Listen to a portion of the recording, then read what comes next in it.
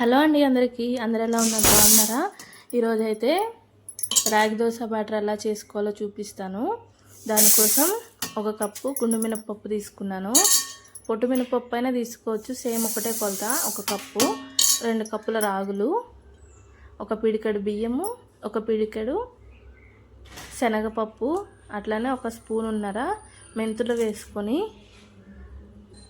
బాగా ఒక 3-4 సార్లు వాటర్తో వాష్ చేసుకోవాలి. ఎందుకు అంటే మట్టి రాళ్ళు ఉంటాయి కదా, సో అందుకు. ప్లస్ ఇంకా కెమికల్స్తో పండిస్తున్నారు కదా ఈ మధ్య, అందుకనేసి బాగా వాష్ చేసుకున్న తర్వాత లోపల ఏం నానబెట్టామనేది క్లియర్గా కనిపిస్తున్నప్పుడు వాటర్ పోసుకొని నానబోసుకోవాలి.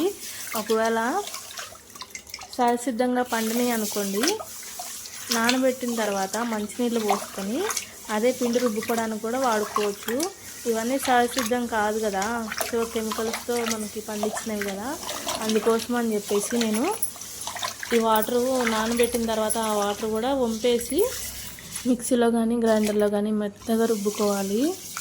సో టేస్ట్ మాత్రం చాలా బాగుంటుంది. ఇంకా షుగర్ పేషెంట్స్కి కూడా మంచిది.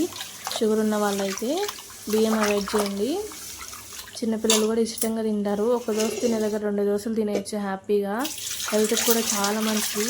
ఎముకలు కొంచెం గట్టిగా పడతాయి, ఎందుకంటే రాగులు ఉన్నాయి కదా, దానివల్ల ఐరన్ ఉంటుంది. సో ఎముకలు దృఢంగా ఉంటాయి, హిమోగ్లోబిన్ పెరుగుతుంది. చాలా అంటే చాలా మంచిది. ఆయిల్ మాత్రం కొంచెం తక్కువ వేసుకుంటే సరిపోతుంది. చూడండి లోపల ఏమేమి వేసామో క్లియర్గా కనిపిస్తున్నాయి కదా. ఇలా వాటర్ వచ్చేంత వరకు వాష్ చేసుకొని పక్కన పెట్టుకోవాలి 6 to 8 hours. ఇంకా తర్వాత ఒకసారి తీసుకొని ఈ విధంగా ఒక్కసారి కడుక్కుంటే సరిపోతుంది. నేను ఎందుకు ఇన్నిసార్లు వాష్ చేస్తున్నానంటే, ఇప్పుడు అన్ని బియ్యంతో సహా అన్ని కెమికల్తో పండిస్తున్నారు కదా, సహజసిద్ధంగా మనకి పండినాయి అనుకోండి ఇంత కడగాల్సిన అవసరం లేదు. మనం ఒక 3-4 సార్లు ఫస్టే కడుక్కొని మంచి వాటర్తో పెట్టుకుంటే అదే వాటర్ మనం బ్యాటర్ ప్రిపేర్ చేసుకోవడానికి కూడా యూస్ చేసుకోవచ్చు. చూడండి ఎంత బాగా నానిపోయినాయో. ఇవి హెల్త్ బెనిఫిట్స్ చూడండి. గట్ హెల్త్కి కూడా చాలా మంచిదని చెప్పేసి చెప్తారనమాట. ఈ విధంగా మనము తక్కువ వాటర్ వేసుకొని మిక్సీ పట్టుకోవాలి. మరీ ఎక్కువ వేసుకున్నాం అనుకోండి ఇంకా జోరైపోతుంది పిండి. నేను చూపిస్తున్నాను చూడండి, ఈ విధంగా మెత్తగా మంచిగా పట్టుకోవాలి. మిక్సీకి కానీ గ్రైండర్ ఉంటే గ్రైండర్కి కానీ ఈ విధంగా పట్టేసుకొని, చాలామంది పిండి పొలవకోకుండా వేసుకుంటారు. పిండి పొలవడానికి ఒక టిప్, ఈ విధంగా పిండి వేసుకున్న తర్వాత ఆ బౌల్లో ఒకసారి చేతితో కలిపేసుకుంటే మంచిగా ఫర్మెంటేషన్ అవుతుంది, పులుస్తుంది అన్నమాట పిండి. అలా పొలవడం వల్ల మనకి చాలా మంచిది. పొలవకోకుండా వేసుకుంటే మనకు అంత జీర్ణక్రియకు అంత మంచిది కాదు. సో ఈ విధంగా కలిపేసి పక్కన పెట్టేసి మార్నింగ్ తీస్తే అసలు ఎంత మంచిగా పులిసిందో చూడండి. నాకైతే ఐస్ క్రీమ్ గుర్తొచ్చింది దాన్ని చూస్తుంటే, ఎంత సాటిస్ఫాక్షన్ అనిపించిందో. దట్ ఈజ్ సమ్మర్ కదా, చాలా బాగుంటుంది అనమాట తొందరగా పులిసి. అది చూడండి అసలు ఎంత బాగుందో దాని టెక్స్చర్.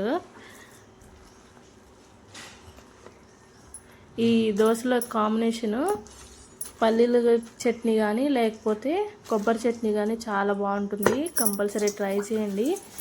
సో నేను కొంచెం పిండి పక్కకు తీసుకొని దాంట్లో కొంచెం సాల్ట్ అట్లనే వాటర్ వేసుకొని జోరుగా కలుపుకోవద్దండి. పిండి మంచిగా కలిపేసుకొని దోశ వేసేసుకోవడమే.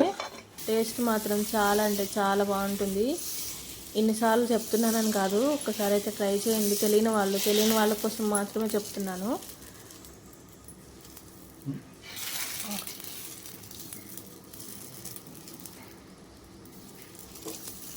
హెల్తీ టేస్టీ దోశ అయితే రెడీ అయిపోయింది. హ్యాపీగా ఎంజాయ్ చేసేయచ్చు. Happy tummy. చూడండి ఎంత బాగా తిరిగిపోతుందో దోశ.